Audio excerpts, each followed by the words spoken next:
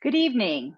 We are so thrilled to have all of you join us for our first SALA event of the school year, recognizing and navigating mental health challenges in tweens and teens with Tim and Ryder Davis. My name is Laura Gottlieb, and I am a parent from Windward School, currently serving as the speaker coordinator for the SALA Advisory Board. I would like to take this opportunity to introduce and thank our other SALA Advisory Board members, Jill Carmel from Harvard Westlake, Janine Kay from Brentwood, and Susan Kresnica from Viewpoint.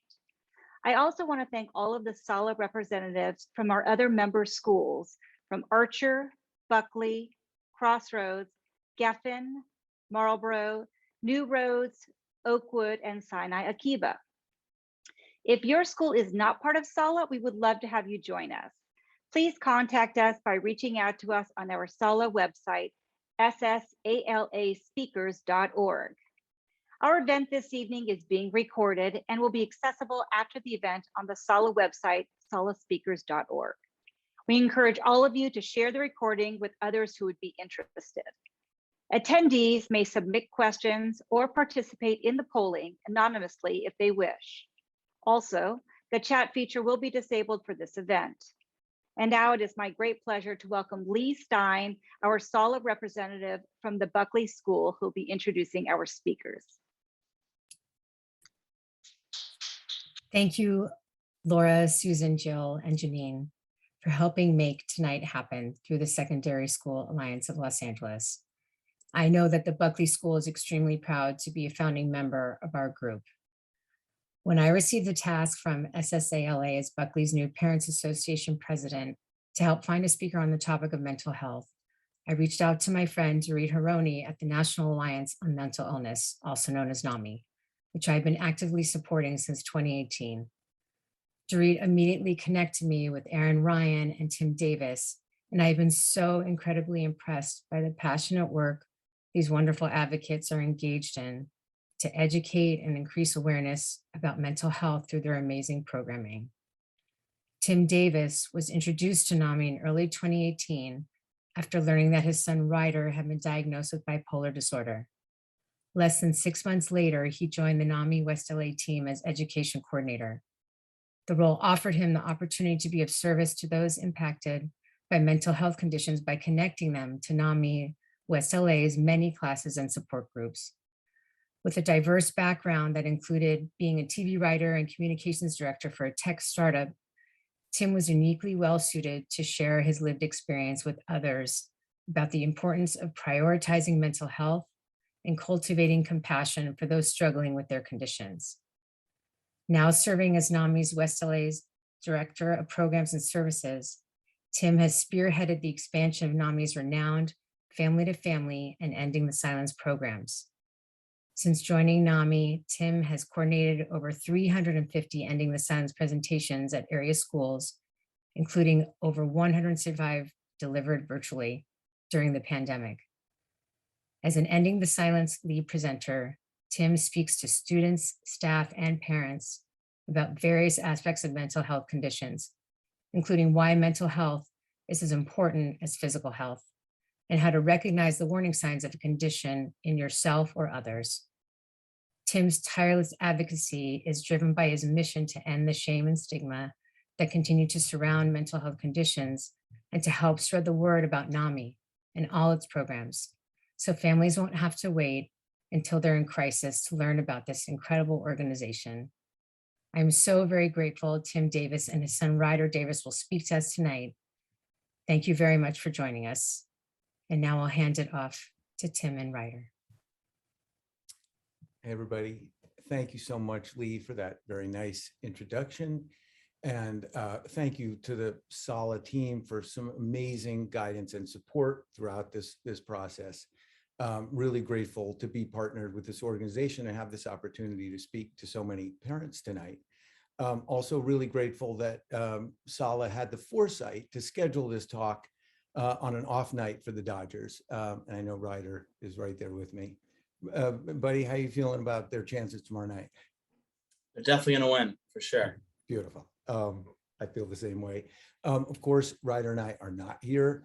to talk about the Dodgers tonight, although we would love to, but actually we love even more why we are here, which is to have an honest conversation about mental health and mental health conditions. And, you know, we're here to share our lived experience. 3.5 years ago, Ryder started exhibiting signs of mania, and we had no idea what was going on. He didn't know, we didn't know. And very shortly, he was diagnosed with bipolar disorder. And it was like, I mean, and he was diagnosed in the ER while he was getting strapped to a gurney to go to be placed on a 3-day psychiatric hold, 5150. And it was like a bomb had dropped on our family. And I'm going to let him speak for himself how it felt to him, but that's what it felt like to me. And I really felt like it was a death sentence. And here we are 3.5 years later to tell the tale. So clearly it wasn't a death sentence. And we've gotten a lot of great education and support over the last 3.5 years. And really, what we found out is that there were many paths of recovery available to not just to Ryder, but to everyone who experiences mental health conditions and to their parents. So I'm so grateful to be able to share this evening with Ryder and for us to be able to share our respective paths of recovery with you all. So Ryder, you'll be hearing from Ryder shortly, but is there anything you'd like to say, buddy, before I dig in? Yeah, I'm really grateful for this opportunity, and Dad, you got it. Okay, thank you, buddy. Appreciate that. I am now going to launch into the presentation. And again, this presentation that you're about to see is a version of the talks that we've been giving in schools, as Lee was saying, for over 3 years to your students. And we call the presentation Ending the Silence because that is one of the main goals, is to make it easier for them to have honest conversations about mental health and any struggles that they may be experiencing. And it's actually one of the great joys of being a lead presenter, is seeing the lights turn on in these students when we talk to them. And actually at the end of the conversation, and very often they'll be inspired by other youth presenters like Ryder, who've been sharing openly and honestly about their own mental health struggles. And sometimes these kids will stand up at the end of the presentations and they'll sort of talk about their own struggles, or they'll talk about a sibling that they're concerned about. And it's beautiful and it's heartwarming. And it's also heartbreaking when they will say that they can't share this at home with their parents. They don't think their parents will understand. Their parents will think they're making it up. There's lots of reasons they feel that their parents aren't the trusted adults that they need so badly. And so my hope is, and again, I could very well have been one of those parents 3.5 years ago. And again, I had a lot to learn. It was in February of 2018 when Ryder was first diagnosed. And I have had a lot to learn, and I'm sure I have a lot more to learn. But I'm really grateful now to be able to share some of the things that I have learned, have a lot of information to cover. And I do want to make sure that we also have lots of opportunity to hear not just from Ryder, but from you all. So we will have a Q&A at the end. So just glad to be here. And let's dig in. And we're going to start by asking some questions to kind of get a better sense of our shared experience and also test out our polling feature. So Verity, if you wouldn't mind, let's launch that first poll. Fantastic. So I'll read out the questions, but if you can see them on your screens, we'd love you to participate here. Have you ever wondered if your child was developing at the same rate as other children? Okay. Have you ever found yourself worrying about a behavior being just a phase or something to really be concerned about? And then the last one is, have you ever felt frustrated when having to work with teachers at school to address their concerns with your child's behavior?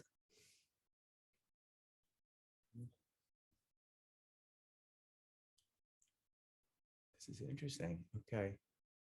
Really appreciate all the participation. I love the opportunity to give this talk over a webinar, and I wish there was an opportunity for a little more engagement, but really appreciate you all taking the opportunity to participate with these polls. Let's give you a few more moments to answer these questions.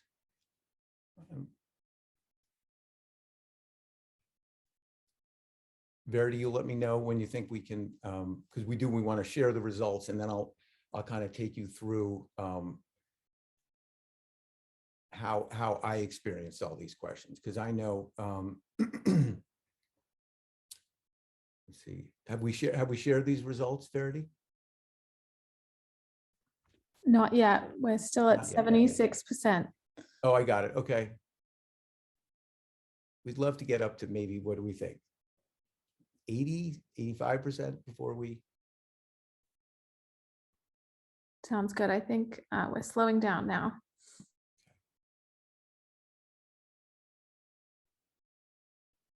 Well, I'll tell you about my experience with these, and then you can share the results when you feel we've reached critical mass.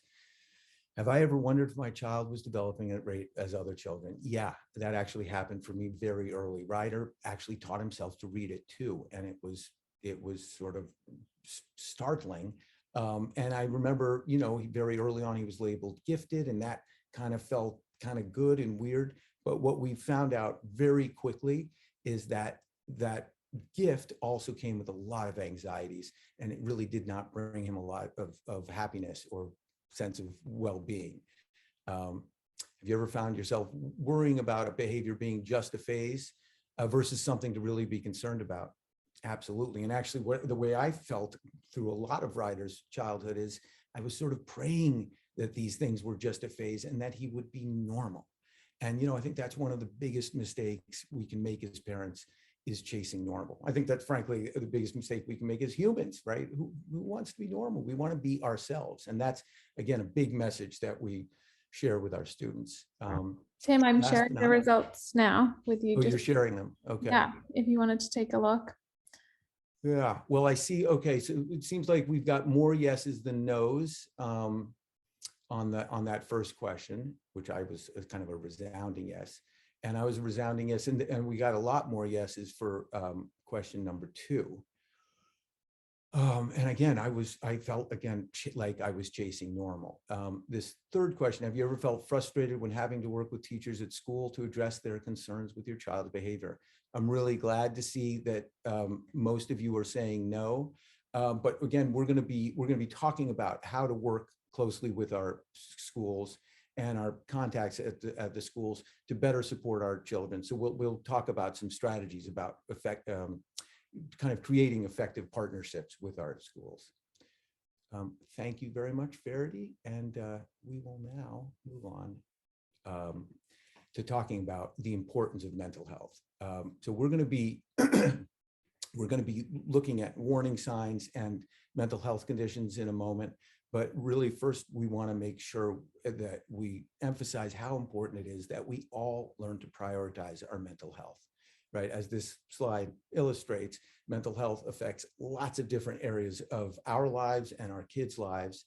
And it's fantastic if we can show our kids, if we can model for them prioritizing our mental health. So again, my hope is that, you can lead by example and let your kids know how important it is to start developing good habits for taking care of their brains. And we'll be talking about positive coping strategies, and certainly a big part of our presentation with the students is helping them start to develop tools for taking care of their mental health, and like positive coping strategies. Oh, sorry.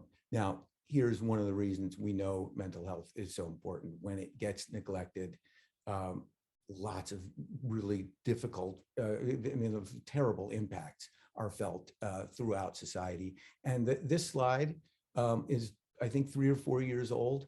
And all of these statistics, and again, I'm not trying to frighten anybody here, but a lot of these statistics have been on the rise since the pandemic. And, the half of all lifetime cases begin by age 14, just illustrates how common mental health conditions are in our youth. And that number actually climbs to about 75% by the time they're 22. And part of the reason so many mental health conditions surface this early is because childhood is treacherous, and there's so much dramatic upheaval that happens. Even if they're not experiencing trauma, there's so much stuff that they're going through as teenagers and then young adults. And sometimes that can sort of activate a dormant mental health condition. And again, a point that I'll be making really soon is, and really strongly, is mental health conditions aren't our fault, right? When they surface, we're not to blame, but then we do have to know how to respond. And this statistic that 50% of kids who are experiencing mental health conditions aren't getting treatment is the one that kills me. And part of the reason is they don't know how to ask for help, and they don't know who to ask for help. So that's, again, a really important thing that we want to talk about tonight, is not only what we can do differently, but how can we support our kids and our schools doing things differently so that this statistic goes way down.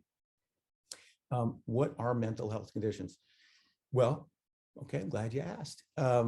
Mental health conditions, again, it seems so basic to me now, but really it wasn't 3.5 years ago. They're just medical conditions, like physical conditions. The only difference is we can't see them, right? They are changing the way we think, feel, and act, but they're not visible to the outside world. My daughter has a severe nut allergy, which is a very visible physical health condition. It's visible when she eats a nut. But she's learned how to take care of herself with that nut allergy, and she's got an EpiPen. She knows how to ask very carefully when she goes to restaurants to order, to make sure there's no nuts in her food. Well, you know what? My son, because he's now learned that he has a treatable condition, has also learned how to take care of himself with his bipolar disorder. So again, really important to know that they're as common and treatable mental health conditions are as a lot of physical health conditions. What mental health conditions are not, as I was just saying on the previous slide, is anyone's fault. And one of the things I tell you that helped me with this is also starting to pay attention to the language that we use around mental health conditions. And actually in the organization's name that I work for, NAMI, National Alliance on Mental Illness, is this term mental illness, which we're starting to use less and less because it is a stigmatizing term. And I can tell you, when Ryder was first diagnosed and given the label of bipolar disorder, I mean, that was a huge thing to have to contend with. And then on top of that, we heard people talking about his mental illness.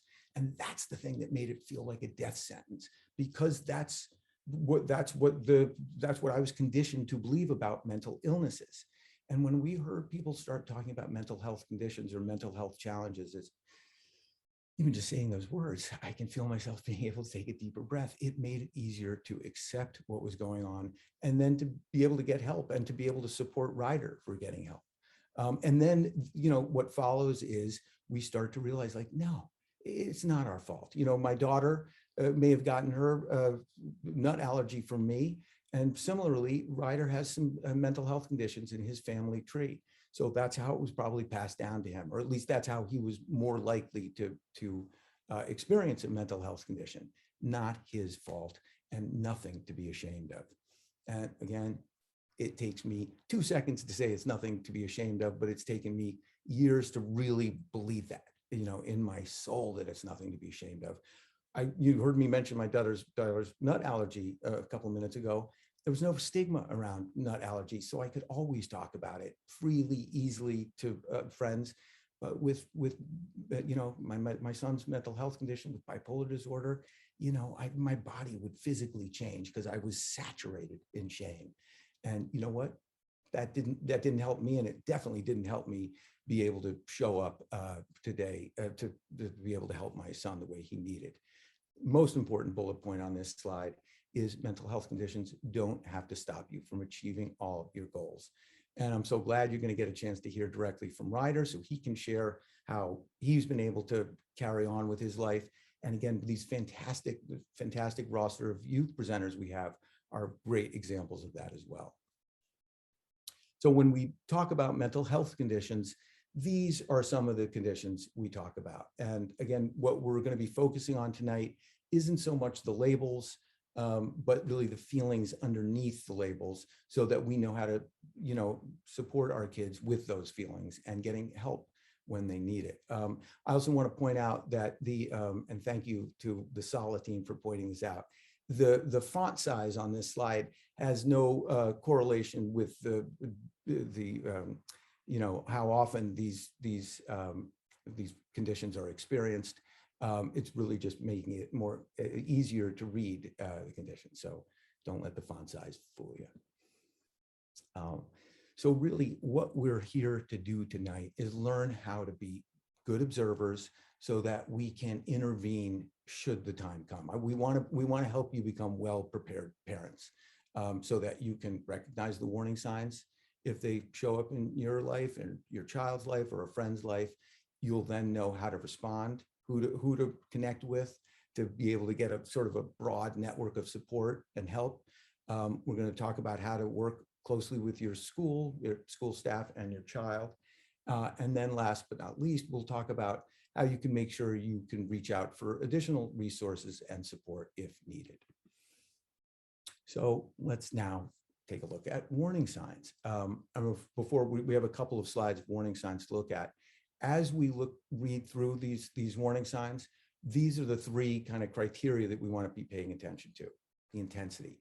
How severe are these symptoms that our child may be experiencing? The duration. How long do they last? And then last but not least, the level of distress. How much are they impacting our daily lives?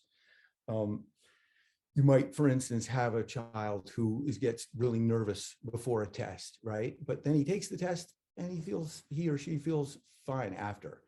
But another child might get really nervous before the test and then might cut class and not take the test, or might take the test and continue and just beat themselves up and think they did terribly and continue to, the anxiety might continue to build.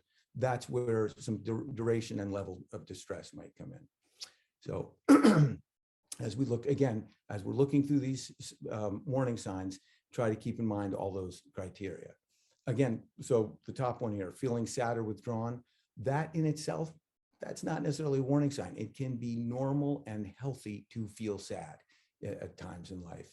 I know I was really sad when my daughter left for college this fall. I was suddenly an empty nester, and I was able to talk about it, and it didn't impact my daily life. And I mean, I'm really grateful that I have a network of supportive friends who've been able to sort of help me with this empty nest phase of my life. Well, if I was experiencing depression, the network of friends wouldn't have helped. I would have needed extra help, extra support. And so that's where that more than 2 weeks comes in. Severe out of control, risk-taking behavior. That could describe any teenager, right? It's kind of developmentally appropriate. We know for teenagers to start pushing the envelope and start maybe taking more chances, a little more out of control behavior. But when that behavior could cause harm to them or others, that's when it rises to the level of a warning sign. And in this case, this is kind of resonating with me because this described the mania that we saw in Ryder. He didn't sleep for over a week. I mean, again, he'll tell you better what he was going through, but from our perspective, he wasn't sleeping. He was really talking really fast, very combative, spending a lot of money, making some bad decisions about who he was hanging out with. And, we had no idea what we were looking at. The only reference point that his mom and I had growing up in the 80s was he was acting like a coke addict. And, so that led to some fights and some accusations. And what it didn't lead to is him getting help. And it wasn't until a counselor at his school, this is about after a week of him having this behavior, a counselor at his school, and I don't mind calling out Crossroads because I know there's some Crossroads parents in the audience tonight. This counselor stepped up, recognized what was happening, and made sure that his mom and I knew that he was having a mental health emergency that required us to take him to the ER. And it was at the ER where he was diagnosed with bipolar disorder. And I will be forever grateful to that counselor. The next bullet point is describing panic attacks. And again, 3-4 years ago, panic attacks to me were like a euphemism for freaking out. And it's just somebody who didn't want to do something. Panic attacks are a debilitating mental health condition that can stop people from getting out of bed, doing any of the things they normally might like doing. And it's a treatable condition. And again, it's awesome. I work with some young presenters who experience panic attacks but they also now recognize the warning signs. They've gotten help for them. So frequently I'll see them sort of do this even during a presentation because they're kind of grounding themselves. They recognize warning signs when it might be coming on, and they know how to sort of take preventative steps. And there's just nothing better than seeing young people who know how to take care of themselves. Seeing, hearing, or believing things that aren't real, describing psychosis, which is a feature of schizophrenia, serious mental health condition, and a treatable one if we know what it is. And then the drastic changes in mood, behavior, personality, or sleeping habits. That's exactly what we saw, and that's the ups and downs of bipolar disorder. And I'm assuming everyone knows, but I shouldn't, the North Pole of bipolar disorder is that mania that I was describing before. The South Pole is depression.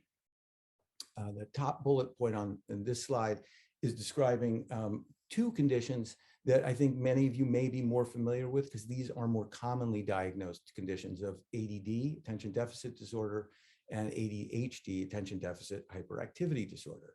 And these are serious conditions that can drastically impact someone's performance at school. My daughter, in addition to having a nut allergy, she was diagnosed with ADD a few years ago, and it made a huge difference. She had been struggling with homework, with focus, and actually was getting mildly teased for her spaciness. And you know what? The treatment she received, the therapy and some medication made a huge difference, and she wound up having a fantastic rest of her high school career. And I'm so glad we were able to get her the help she needed, probably because by that point, Ryder was already, we were already sort of experiencing stuff with Ryder, and I think we were better prepared to support her when she got that diagnosis. Intense worries or fears, again, just on its own, not necessarily warning signs, but getting in the way of daily activities. That's when that bullet point might be indicating something like generalized anxiety disorder that would need extra support and attention. Next bullet point is describing eating disorders. And we hear a lot of students talking about eating disorders, and there's a whole bunch of other stigmas and misperceptions that surround eating disorders. And I want to point out a couple because it's important to recognize stigma where it surfaces, because stigmas are barriers to treatment. First leading misperception about eating disorders is that they're a lifestyle choice. And that's no more true for eating disorders than it is for my daughter's nut allergy or my son's bipolar disorder. People don't choose to suffer, but their suffering can be greatly increased if they're made to feel that it's their choice, that they did something wrong to cause their having an eating disorder.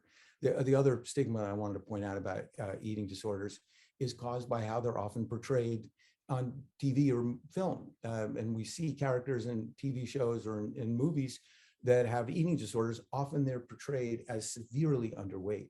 So someone in real life who could be experiencing an eating disorder, they might look at that character on screen and think, well, I'm not as underweight as they are, so maybe I'm not sick enough to get help. Again, that's a barrier to treatment. So really important that we don't let these barriers stop our kids from getting help when they need it.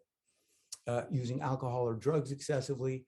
This is something I struggled with as a teenager. I have a fair amount of addicts and alcoholics in my family tree. So I probably was a good candidate to develop addiction and alcoholism. I also experienced a trauma as a child. I was 11 years old, and I saw my mom get killed in front of me walking down the street in New York. She was hit by a taxi.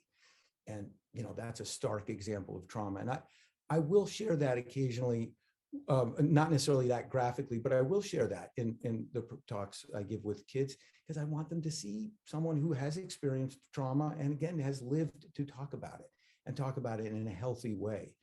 I wasn't talking about it or dealing with it in a healthy way back in high school. I was probably self-medicating. And back then, 40 years ago, I was made to feel like a bad kid. I was suspended. I got in a lot of trouble because really it was seen as a behavioral issue. And I'm really grateful that today we look at addiction and alcoholism under the umbrella of mental health conditions, because I think now people who are struggling in that way are dealt with much more compassionately. Last but not least is suicidal ideation. And this is obviously a life or death mental health condition. And we're going to take a look at this one a little more closely shortly. But first, I want to point out also that what we see at home may not at all match what's happening at school. And I know for us, Ryder was sort of able to keep it together at school. Meanwhile, at home, we knew he was having trouble sleeping. We didn't really know he was lying and making up stories until we heard from a couple of his friends, actually, at school, who had told their parents that that they were really worried about Ryder because he was acting differently. So it's really helpful. Again, why it's helpful to make that partnership with the school is so that you can be kind of aligned on what's happening with your kids. And again, I wish I knew all this 3.5 years ago, because I truly know and believe we could have gotten Ryder help sooner. I'm not interested in shaming myself anymore about it, but that's why I feel, that's why I frankly love giving these presentations, because it's kind of a mission, like Lee said. Like, I don't want people to have to struggle the way I did. So we are now going to take a moment. I'm going to take a moment to have a quick sip of water, because I know I'm doing a lot of talking. But we're going to give you an opportunity now to look at some scenarios of behaviors that teenagers may exhibit. And what we're going to do is we're going to launch a separate poll for each scenario that we look at.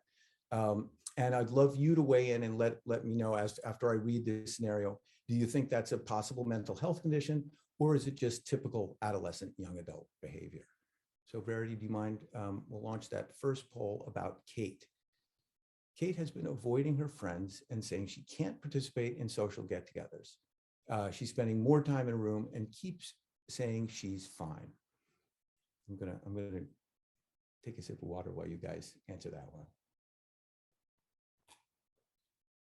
And as we look at all these scenarios, I hope you're keeping in mind duration, intensity, and level of distress.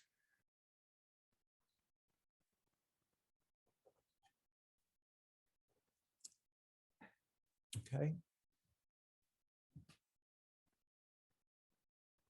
Looks like most of you are saying mental health condition. Verity, do you want to share the results? And so the reason that is indeed a mental health condition, at least, for the purposes of this scenario, we're saying it's a mental health condition because Kate has been avoiding her friends. That's indicating some duration, and also how it's been impacting her life. She's no longer participating in social get-togethers, and spending time in a room and keeps saying she's fine. Again, that's a sign of someone who's maybe covering something up. And I think when we add that to the fact that we see how her life has been impacted, that's what indicates a mental health condition. Let's look at the next poll about Ben. Ben has become argumentative and disrespectful to adults when preparing for finals, which leads to him losing privileges that are important to him. This one doesn't seem to be fooling anybody. Getting a lot of NTB on this one, normal teenage behavior.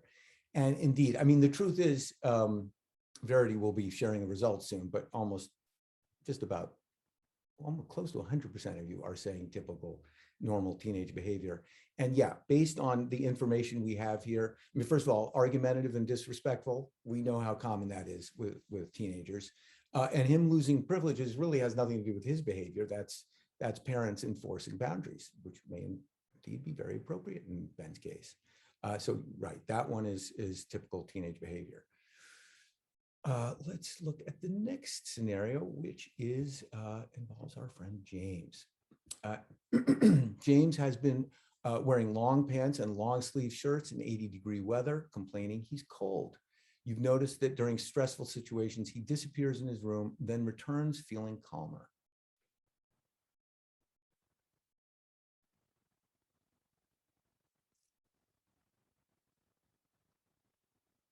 Once again, many of you are answering, I would say, correctly. And I should say correctly for the purposes of this exercise. Of course, all of these behaviors, there's a lot of, there's a lot of wiggle room. And I also want to tell you, all of these behaviors deserve our attention and our support. But in this case, thank you. Almost 90% of you have said James is experiencing a mental health condition. And that's right, because in, again, stressful situations, he disappears in his room, then returns feeling calmer. That's indicating, right, some self-medicating that could be going on. And then the wearing long sleeve shirts in 80-degree weather is a sign that he potentially is engaging in self-harm and maybe cutting himself and not wanting his parents to see. Thanks, Verity. We're now going to look at Anna. You've seen that Anna has been happy 1 minute, crying the next, and angry, all in the span of what seems like 5 minutes. When you ask what's going on, she says she doesn't know, but she's open to talking with you about how you can support her through this time.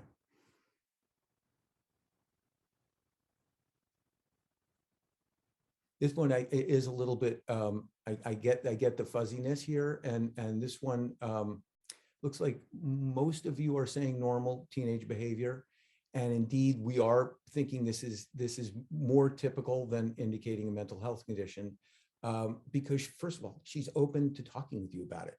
Very often, a big feature of mental health condition is the inability or the lack of insight. There's a word called anosognosia.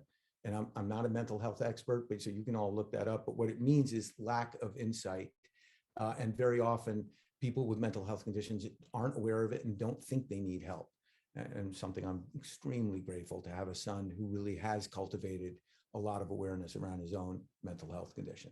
But yeah, in Anna's case, this is typical teenage behavior, even though the happy 1 minute, crying the next might seem up and down. But sometimes, you know, the teenagers they act like that.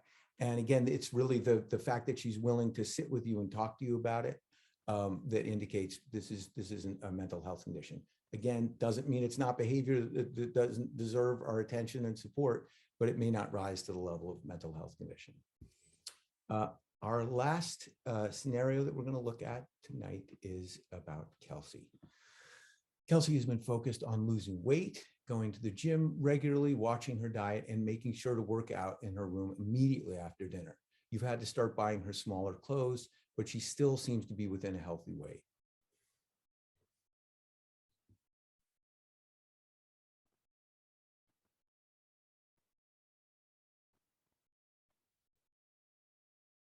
Okay, this one is we're getting sort of equal results here. A little bit more leaning towards mental health condition, it looks like.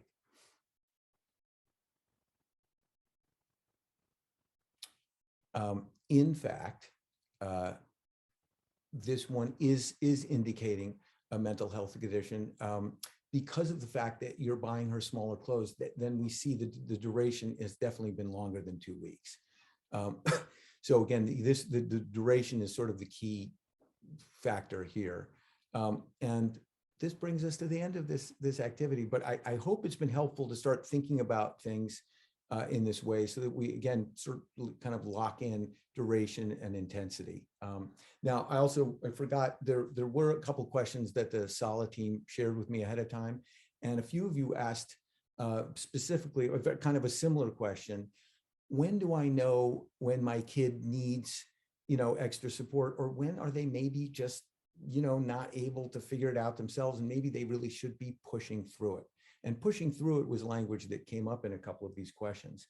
And I totally get it. And I know that I felt that way too, certainly before Ryder's diagnosis. I know there was often like my knee-jerk reaction would be like, come on, you got this, you can figure this out. And I never wanted to give my kids the answer. I always wanted to support them, learning how to solve problems themselves and finding the answers on their own. Sometimes I just have to say with mental health, even if it's not a mental health condition, our kids do need more support. And for me, the language push through it is really reinforcing something that isn't necessarily healthy for them, because it may kind of reinforce them feeling isolated and alone. Like, shoot, I guess I have to suck it up and do this on my own.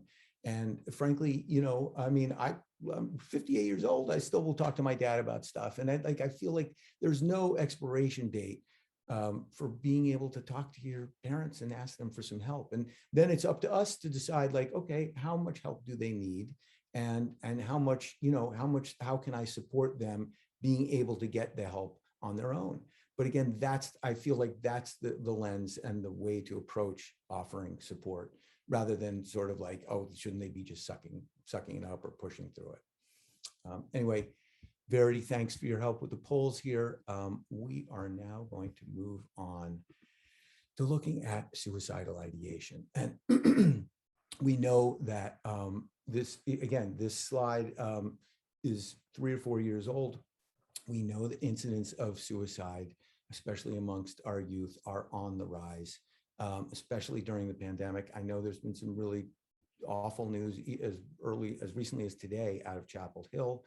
A couple of students died by suicide. And by the way, died by suicide, that's language that I've come to, when talking about language, that's language that we're trying to encourage people using more than saying committed suicide or killed themselves, because committed suicide, killed themselves is making it feel like a crime. And it's kind of, and again, we may feel that that's an accurate description of what happened, but for people who are experiencing suicidal ideation, when they hear those terms, it kind of increases the shame and the stigma surrounding it. So that's why it's really important, not to watch our language and to not make our kids feel any worse than they already are, struggling with conditions that are no fault of their own.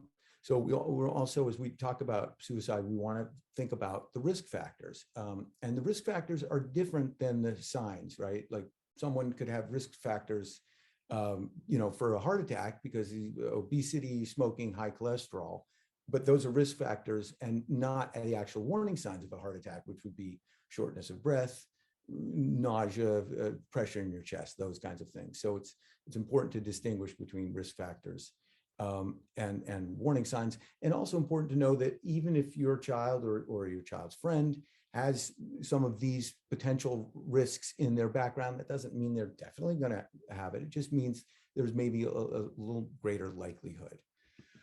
But we really need to pay super close attention to these warning signs, because again, this is a particularly life or death, mental health condition. And what's tricky about warning signs with teenagers is we as parents, and the same goes for school, administrators or teachers, we're not in the front row seat for recognizing these warning signs, because our teenagers are not confiding in us as much as they used to. Who they are confiding in and posting on social media with is themselves. So this is also an important message we give the students when we talk to them, is they may be the ones who recognize these warning signs first, but as parents, we got to take a really close look too, and pay attention not only to the warning signs, but what we might hear from friends or family members. So again, suicidal warning signs we need to respond really immediately to. And speaking of response, that sort of takes us through the phase 1 of sort of looking at the warning signs. And we are now going to move to step 2 about how to effectively reach out and respond. But before we do, we want to make sure that we are leading with empathy. That is really the key ingredient as we start to connect with our child, connect with the school, and kind of form effective partnerships there. Again, empathy is a super important ingredient of everything that's going to come from here on out, and how we communicate both with our kid and the schools.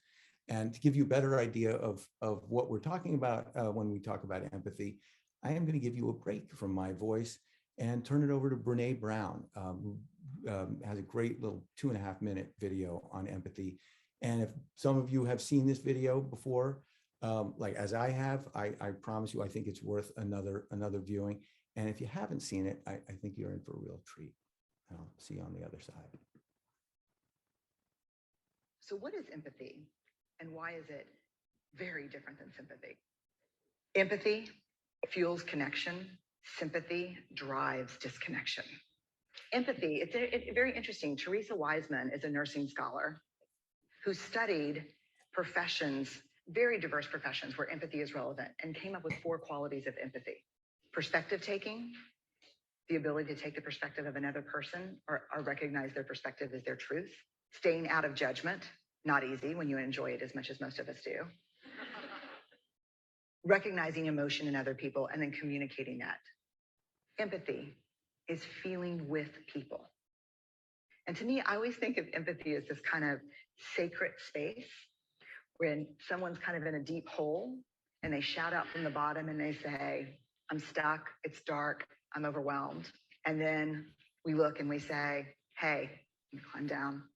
I know what it's like down here, and you're not alone.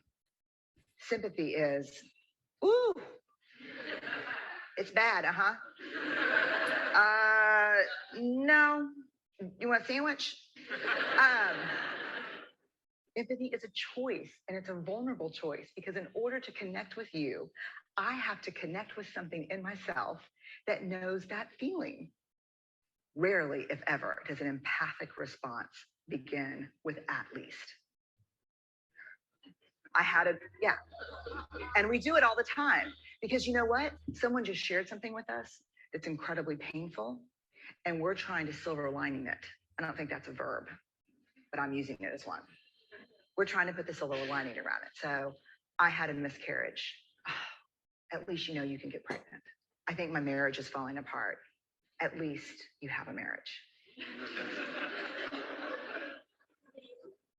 John's getting kicked out of school.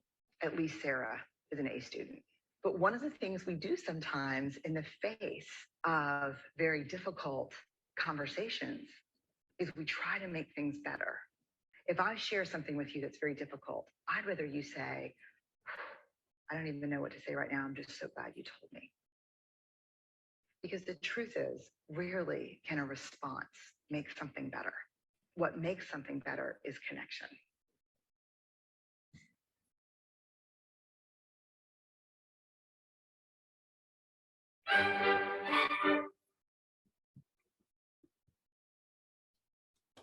Thank you, Brene.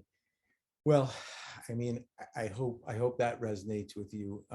I know, for me, I totally relate to that, at least, oh, but you can still, but that's not really going to be helpful to our kids. So when we're talking about reaching out and responding, let's start with the suicidal warning signs. One of the most effective things we can do to talk to our kids who we are concerned about. And again, we're not putting them on the witness stand, right? We're not, there's no judgment here. We're coming from a place of empathy and connection. We want to ask them, are you thinking about suicide?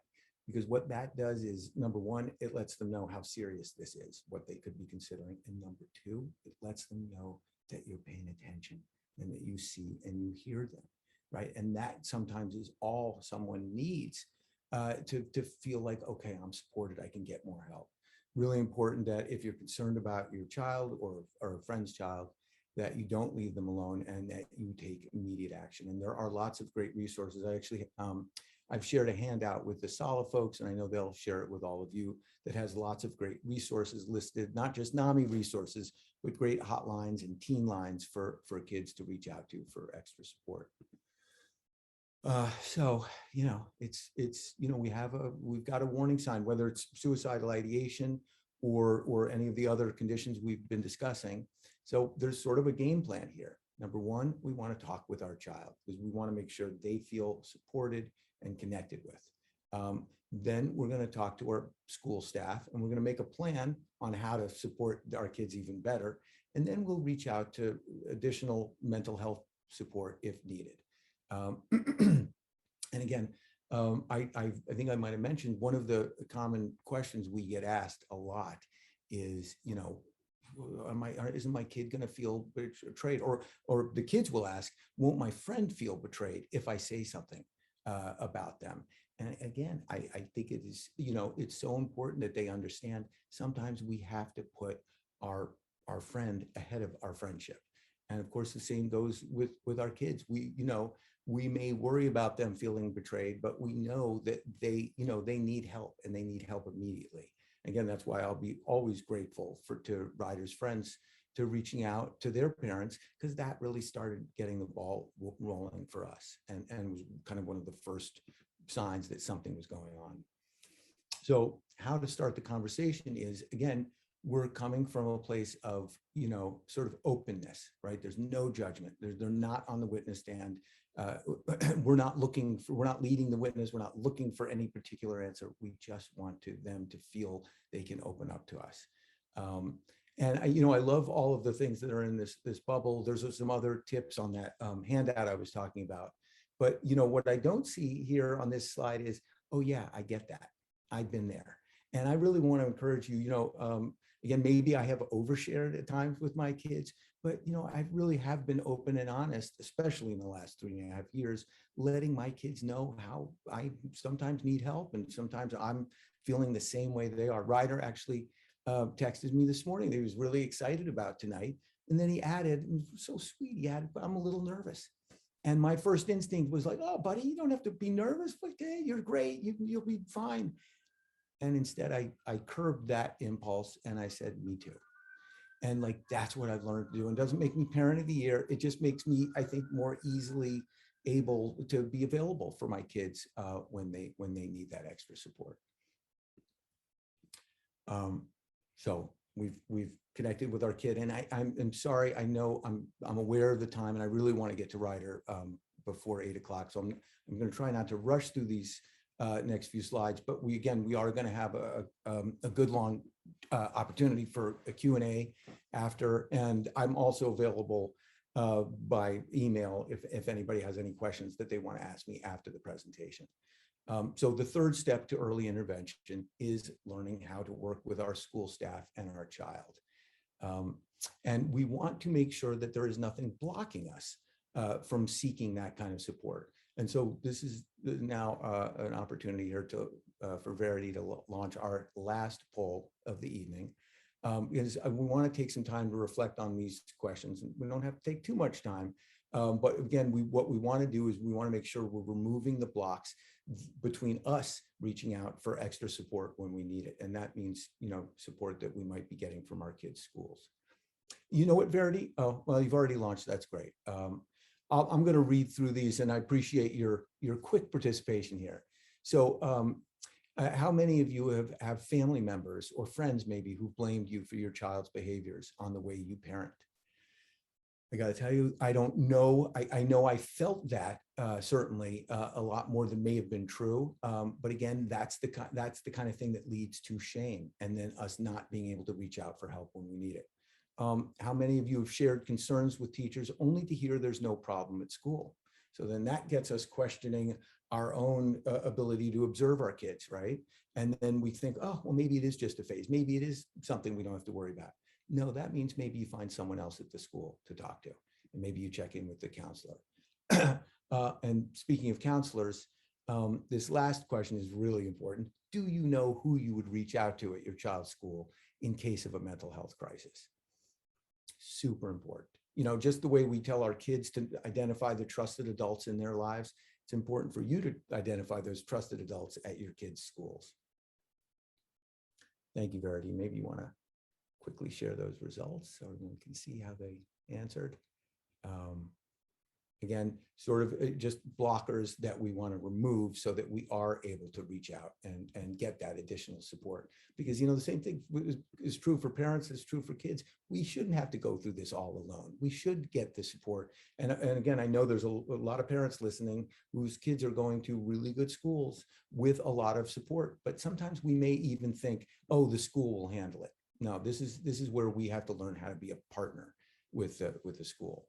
So when we sorry, the poll is getting in the way of this slide. When we're talking with the school staff, yeah, we want to share our concerns, and we might do that apart from our child. We might have a one-on-one meeting. I know Ryder's mom and I did have a few meetings aside, without Ryder there, so that we could come up with a plan on how to communicate with Ryder, and then how to support him continuing on with the school. With Ryder, again, hats off to his school. They made a really great plan that allowed him to graduate, which was important to him, important to us. And it meant, cutting down on some of his classes, and, he had been doing really well at school. And I think that helped him. But we definitely, they made some adjustments that allowed him to graduate. And I know that was a huge thing. Now, after Ryder graduated, he had to take a gap year because he really did need, at that point, he'd had 3 manic episodes by the end of that summer. So he wasn't able to go right to school, but he took a gap year. And again, you're going to hear from him very shortly. He can tell you about his trajectory, but he's learned how to do this for himself at his college. And again, I'm so grateful that for that, and also proud of him for being able to do that. Okay, so the school can also help identify if additional support is needed. Now, by the time we were working with Ryder's school, we already knew this, right? And we'd found, and I give a lot of props to my ex-wife. She did a great job working with our insurance, finding what treatment and therapy was available for Ryder through our insurance. The school was definitely, we kept them posted so they knew, for instance, when he needed to take a little bit of a leave of absence to get some help in the sort of spring term of his senior year. And again, I keep emphasizing partnership here, because what you're doing by making your kids feel like a partner in this is they're not just sitting back waiting to get fixed, right? This goes to that push through question. They are starting to realize, oh yeah, I got to take an active role in my own recovery. Now, the last step here in terms of early intervention is learning to connect with the other resources and support that are available to you in your community, whether it's a church, a synagogue, athletic teams, clubs. I've got support groups. I've also developed a lot of positive coping strategies. And again, I love being able to model that for my kids, so they know that it's important for them to do the same. And you want to help your child identify the resources that work for them. Maybe Ryder frankly didn't like 12-step support groups, but he found help that did work for him. Also, he's got a great relationship with his therapist. And quick little just pitch for therapy, for him, his therapist, he has such a good relationship with her, and he trusts her. And she can tell him things that are almost identical to what his mom and I will share with him, but of course he can hear it differently coming from her. And that is one incredible value and benefit of therapy. So the goal of all of this, again, is to have kids who know how to live and function and take care of themselves in the world, so that they do develop resilience. They do have a sense of their own well-being. And yes, we've taught our kids to make friends, right? We've taught them the importance of that, but now we allow them to get out there in the world and do that themselves. And again, maintaining a routine, taking a break and having unstructured time. These are things that Ryder has learned to do and to implement in his life. And, what we both have learned, for me, I talked about my trauma with my mom, the trauma of seeing my son get diagnosed with bipolar disorder, put that to shame. That was the worst day of my life, seeing him get carted out, on a gurney, strapped to a gurney to go to a psych ward. But a lot of good things have come from that. And for me, the best thing is that Ryder has really taken ownership over his own life and his own recovery and his own well-being.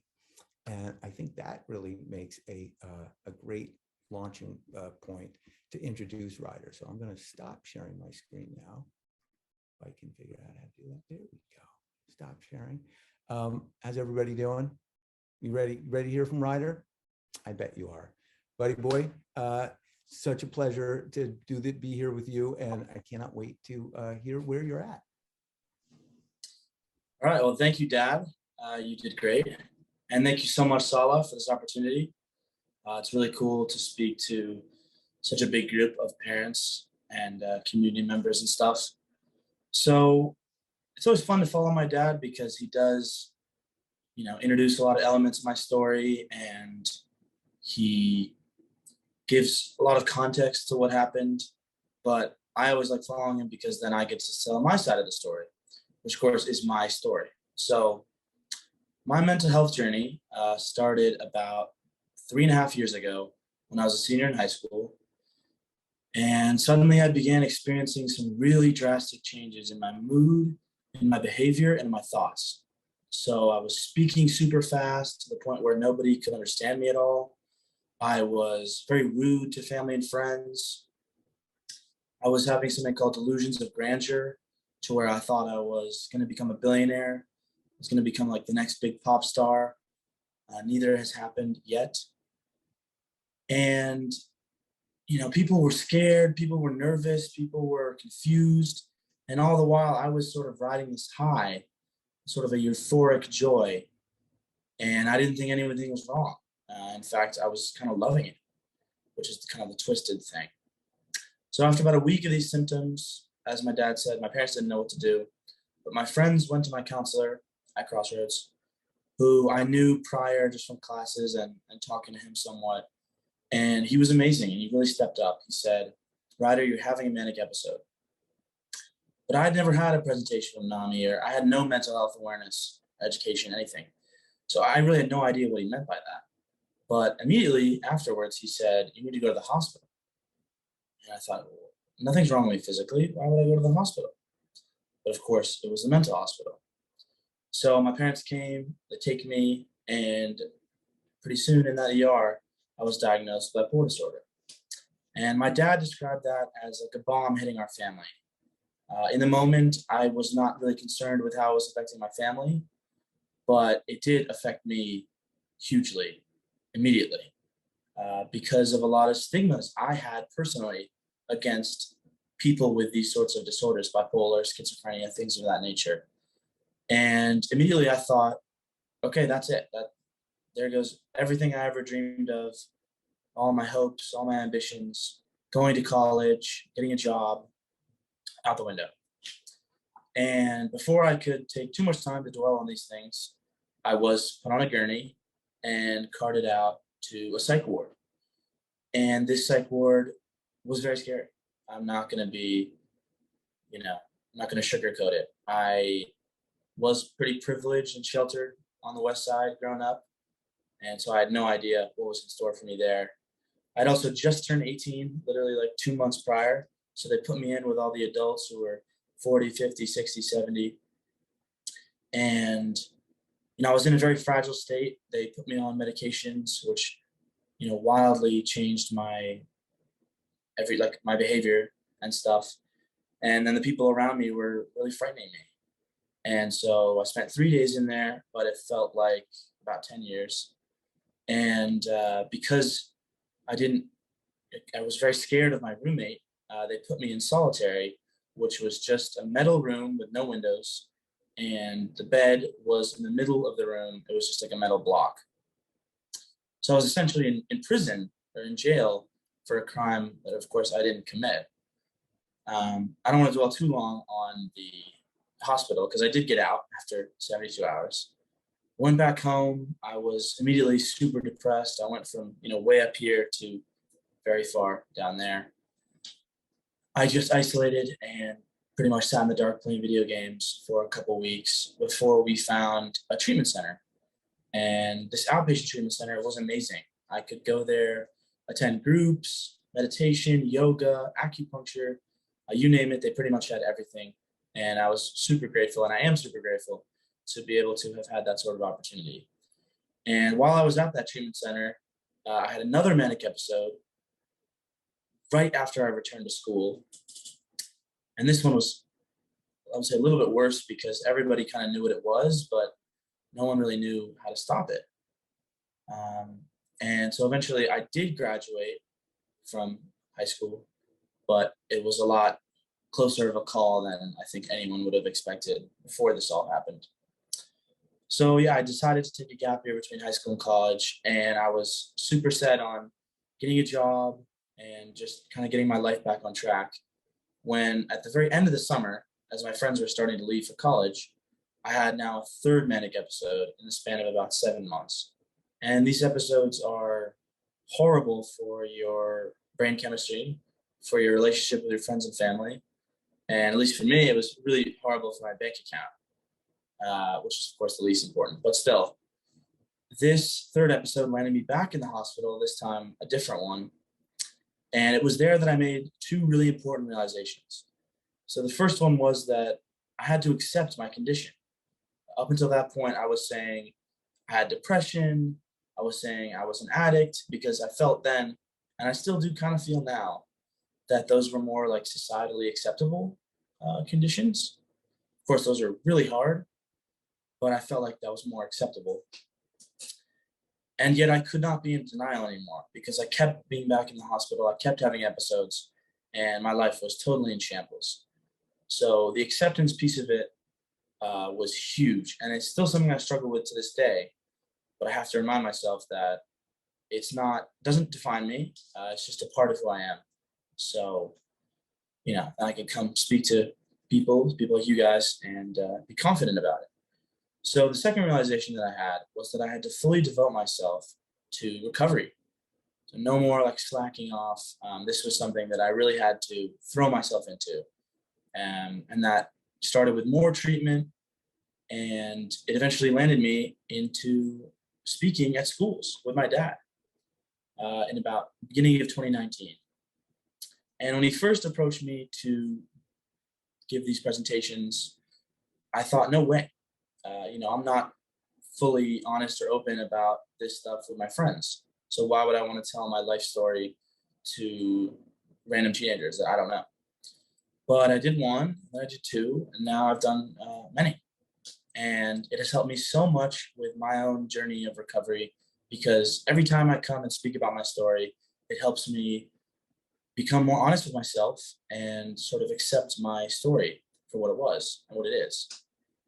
So that's been a huge part of my journey. NAMI has been a massive part of my recovery as well, just through their programs and different stuff they have going on. It's a really amazing organization. And I wish I had known about it. I know my parents wish they had known about it before my diagnosis and all my struggles.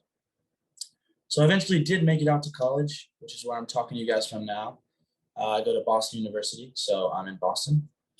And I really never thought I would make it. After all the stuff I went through, I was super pessimistic, but eventually I did make it out, and it definitely has not been easy. I think dealing with medication, dealing with talking to psychiatrists, talking to therapists, managing my condition every day has not been easy to do while also taking a full course load of classes. But I have a really great support system here and obviously at home in LA, and I rely on them and that system to get me through stuff, get me through the hard times. So close it out. I'm really grateful for this opportunity to speak to you guys. And it's something I've been looking forward to now for like 3 weeks or a month. And so I hope I did all right. Thanks, Dad. And thank you to Sala. Oh my God, buddy. Yeah, you did all right. Fantastic. Thank you so much. I'm a little bit verklempt, as who was it? Stuart Smalley? Who said verklempt? I can't remember. It was Mike Myers' character. Anyway, I'm dating myself, and I'm boring Ryder. We have now come to the Q&A portion of the talk. I think Laura, do you have some questions now to share with us? I do, but before, I just want to say thank you so much, Ryder and Tim. Thank you so much for sharing your family's experience. I just know that there are so many people listening that really appreciate your story. So thank you so much for sharing it with us. And yes, we have been receiving questions through the Solid website, even in advance of the event. And I'm going to try to attempt to cover as many questions as I can. The first question that we want to know is about the COVID lockdown and about COVID and the traumatic impact that it has had on teens. Can you perhaps speak a little bit to that? Well, buddy, why don't you talk about the impact on you? How was it for you? It's been really hard. I think a huge part of my recovery has been trying to get out as much as possible, do things out of the house, get out of the confines of my own bedroom. So of course, when COVID struck, you couldn't really leave your house. So those early days of the pandemic were super hard on me. And as the pandemic has gone on, it's been really nice to be back in college, especially now this semester we're back in person.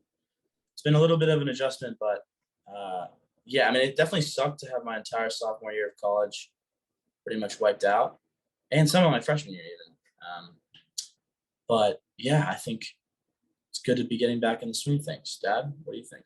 Well, what I think, again, I'll just say what I noticed with Ryder is he was having a pretty great freshman year. Not perfect. I mean, he had some struggles, but he was doing really well. And then he came home for spring break in 2020, and he didn't go back.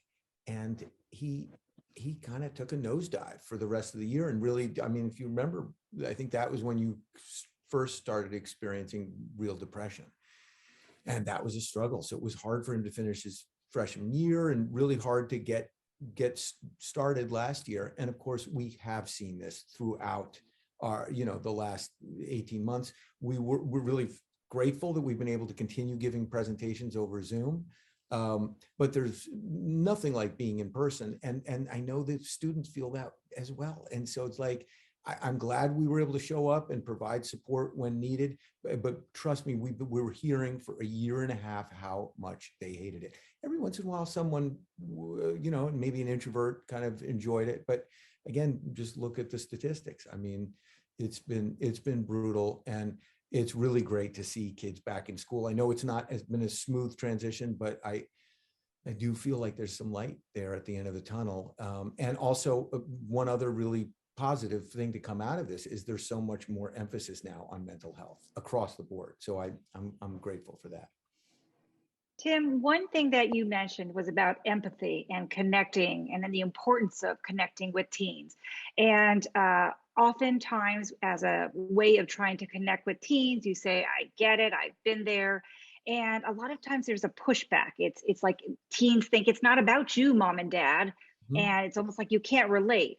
How do you recommend being able to connect in that kind of situation? Well, yeah, I mean, obviously you kind of have to find what works. I mean, it's true. I might say, oh, trust me, I had struggled with this and that. And it's like, oh, you don't get it. You still don't get it. And it's like, okay, then I just would say, throw my hands up. Like, I'm trying to understand, and I want to be here for you. So can you help me? And that's where those other, I do really like, I can't remember them, but some of the questions in those bubbles, like, well, tell me what it is like for you. And if you don't want to tell me, is there someone else you'd be willing to talk to?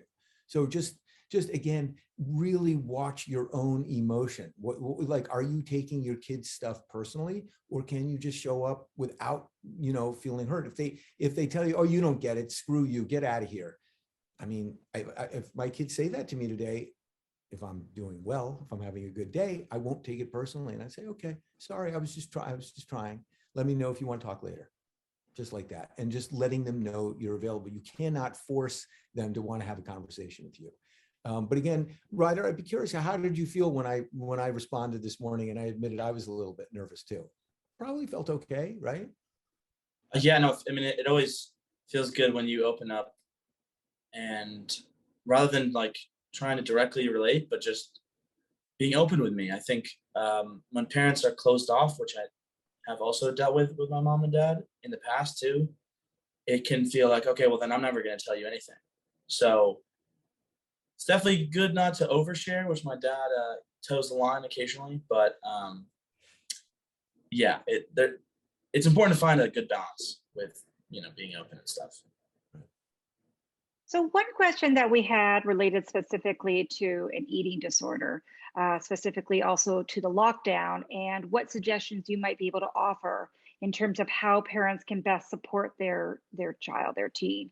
Of course, during the lockdown was really hard. So do you have any suggestions related to that? Well, the truth is, again, the value of NAMI is that we come with lived experience, and neither Ryder nor I do have lived experience with eating disorders.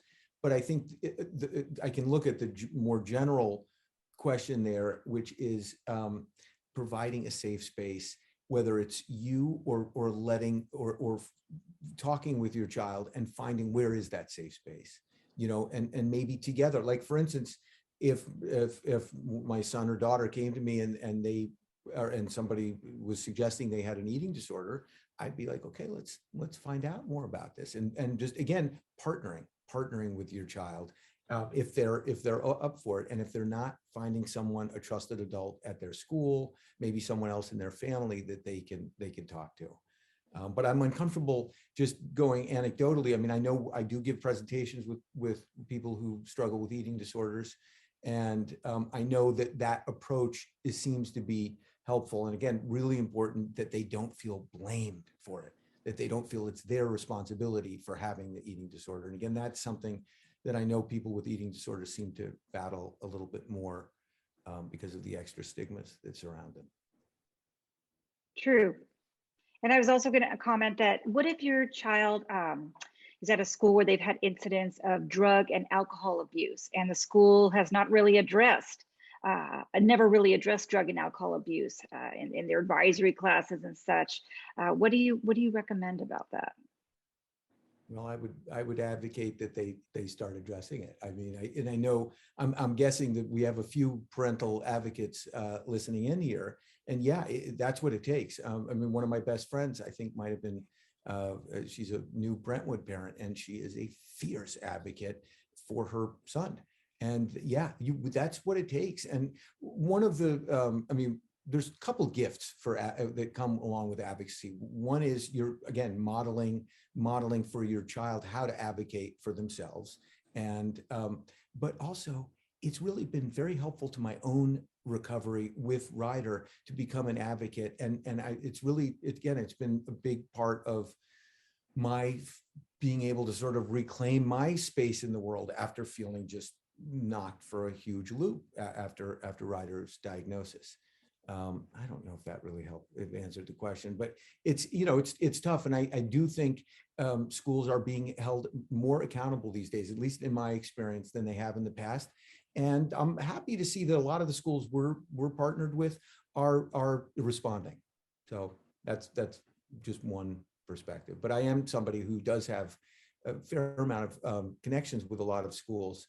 Hoping I made some more this evening. And that is what I've seen. I've seen more and more of a trend of schools realizing we can't brush this aside. We gotta address this stuff more forthrightly.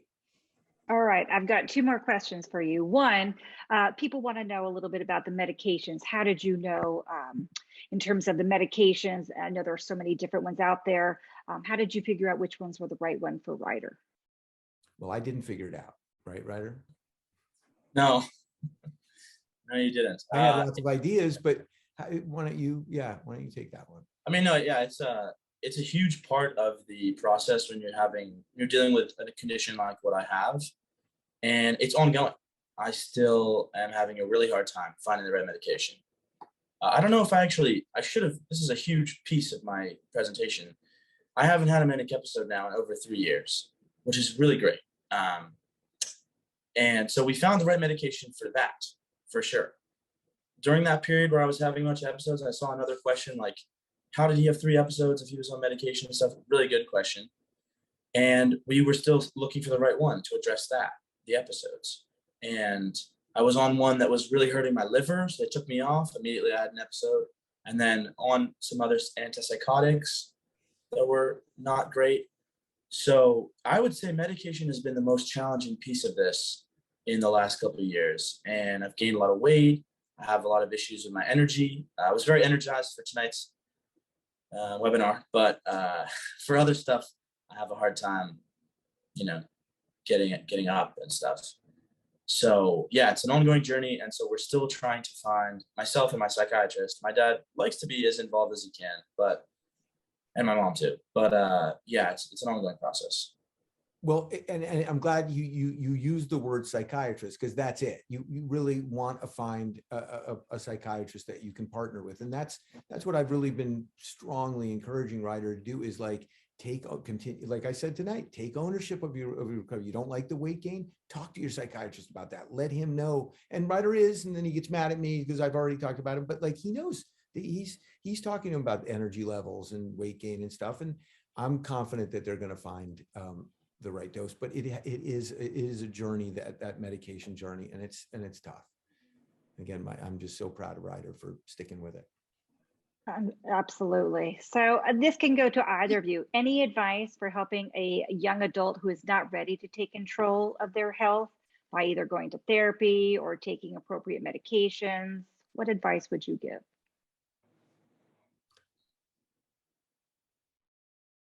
I have a couple thoughts. Ryder, you're closer to that young adult age. What would you think I am effective? it's really hard to take control. If what had happened to me earlier in high school, I would, and it still took me a while, and I'm still having trouble taking full control. But if it had happened earlier, 10th grade, 9th grade, that sort of thing, I would have no, reins on anything.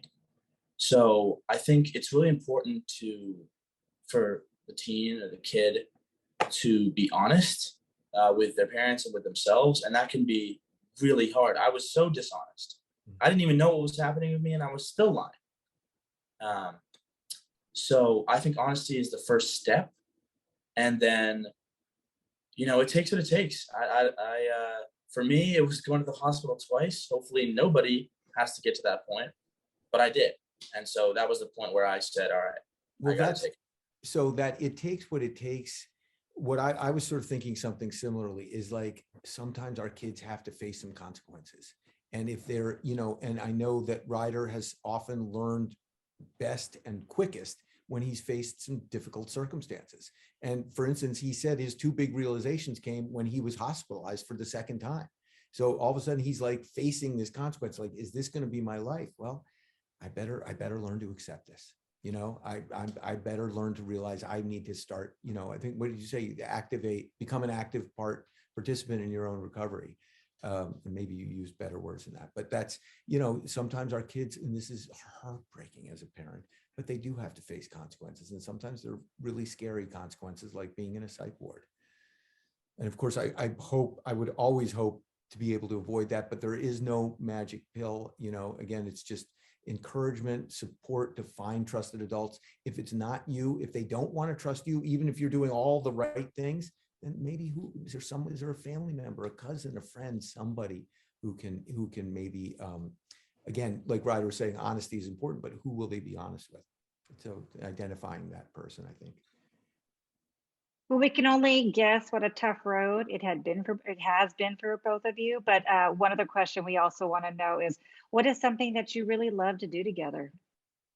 Well, we're doing it. Yeah, you're looking at it. I mean, we love music. We love going to the Dodgers. We, every chance we get. I don't think we'll have a chance again this season. Well, possibly. Let's hope things go well tomorrow. But movies, going to the beach. I don't know, hanging out with his sister, who's a joy. And sometimes she, like, if Ryder and I go at it, and we will go at it sometimes. She's really a great peacemaker. And so it's really nice to be with her. And actually, we've done stuff also with Ryder's mom, which has been nice. Don't do it a lot, but having, I will say NAMI has done wonders for our post-marriage. And I think we have really come together more as a family. So in the wake of Ryder's diagnosis. Well, you can certainly feel your love. Ryder, did you have anything you wanted to add? Well, yeah, I mean, he hit it on the head with the last thing he said. One of the great, silver linings, and there are many, Dad, right? But one of the silver linings is how close we've all become, particularly my dad and I. Before the pandemic in 2019, we were driving all around LA getting to these presentations, all around West LA. And even when I was in a real thick of like treatment and in between hospitalizations, he would basically drag me to the gym. And, I was so affected by my medication. I was barely saying a word, but he was there for me, and he talked to me, and he tried to make me laugh, even though it was nearly impossible at that time to make me laugh, but he kept trying. And yeah, I mean, it's such an honor to speak with him every time. It's really great joy.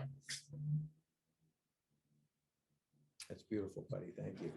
Playing music together, we sometimes do. We play a couple of Grateful Dead songs, which I won't make Ryder do tonight, but that's the thing that we like doing together. Well, I just want to say that on behalf of the Solid Board, I really want to thank both of you so much, so much for joining us this evening on such an important topic. And Ryder, just to let you know, we got a lot of positive response. People were just in awe for you sharing all your story with everybody. So thank you so much. And Tim, thank you so much for all the valuable resources, of course, that you gave us and sharing your journey as well. Yeah. And finally, yeah. Go ahead. I'm sorry. I see that there's a lot of questions piling up. I just wanted to say, like, I hope maybe we can capture these questions. I mean, I'd love to, and again, please feel free to share my email with anybody who would like it, because I would love to, I mean, again, it is one of the pleasures of my life having these conversations either in person, over Zoom, or via email. So very open if there's people who want to ask me questions. And if you have more questions for Ryder, I'm pretty sure he'd make himself available for that too. So We are going to put your email in the chat, and we're doing our best also to answer a lot of the questions. And just to make sure that everybody knows, this all will be, as you all know, recorded and will be put on our SALA website, salaspeakers.org, as have past recordings and events. And with that, I just wish to say thank you both so much, and wishing everybody a very good night. thank you again. Laura, it's been really a pleasure working with you, and I look forward to staying in touch. And buddy boy, time to go to bed. Thanks, everybody. Good night. Good night.